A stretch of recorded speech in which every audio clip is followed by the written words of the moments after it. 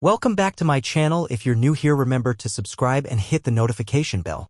In the small village of St. Mary, a mysterious thief had been stealing valuable items from the community for months.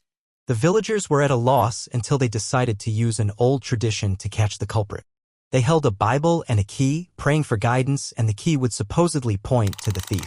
The villagers gathered and the key was placed on the Bible. As they prayed, the key began to move, landing on the hand of Robert, a quiet and hard-working villager.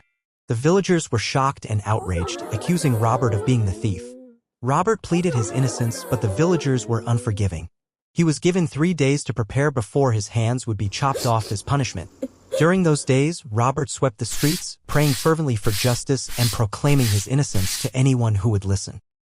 On the day of the trial, the villagers gathered again, this time in the town square. Robert stood before the judge, his hands still cuffed, and shouted to the sky, "If I am innocent, may the true culprit be revealed. May their face be transformed into a frog, so that all may know the truth." As he spoke, Tony, one of the village lawyers, was standing in the back of the crowd. Suddenly, his body began to contort, and his head transformed into a frog's. The crowd gasped in astonishment as Tony the frog let out a loud croak. The villagers were shocked and amazed. The judge ordered Robert's handcuffs to be removed, and he was declared innocent. Tony, now with a frog's head, was dragged before the judge and found guilty of the thefts. As judgment was cast upon Tony, the villagers realized that even those who should know better can fall prey to darkness. Tony was punished for his crimes, and Robert was hailed as a hero for his faith and perseverance. From that day forward, the villagers looked at each other with newfound empathy, knowing that anyone can be tested.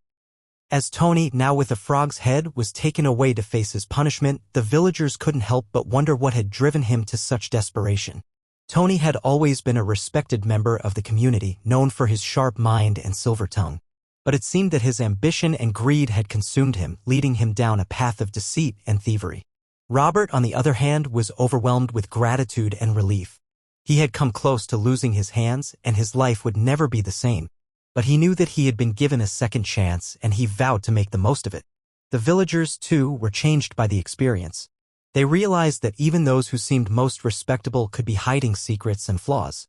They began to look at each other with new eyes, wondering what struggles and temptations their neighbors might be facing. As the days passed, the village came together to rebuild and heal.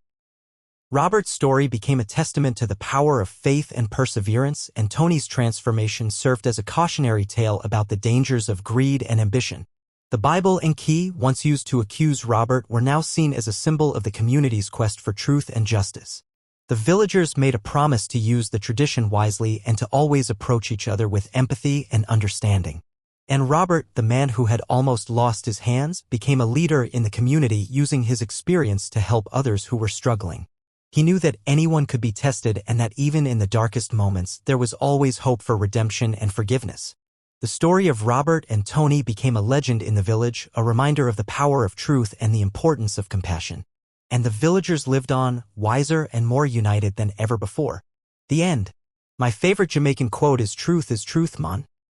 It'll set you free, but dishonesty'll keep you in a chains. Thanks for watching. Please remember to like and subscribe to stay updated on our latest stories.